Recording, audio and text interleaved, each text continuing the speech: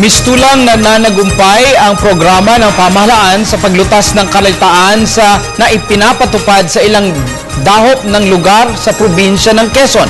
Pangunahin ito ang Pantawid Pamilya na isinusulong ng Administrasyong Aquino. Alamin natin ito sa ulat ni Christine Zulueta.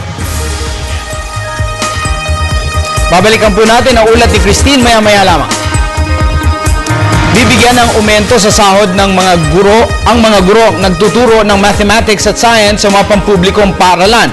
Ayon kay DepEd Secretary Armin Luistro, ipinag-utos na pagsusumite ng mga school heads na nagtuturo ng math at science sa loob ng 3 taon. Ang mga guro ay dapat kabilang umano sa Teachers 1, 2 at 3 mula sa public elementary at high schools. Inaasahang makakatanggap ng mahigit 500 pisong aumento ang Teacher 1, mahigit 600 sa Teacher 2 at nasa 650 piso para sa Teacher 3.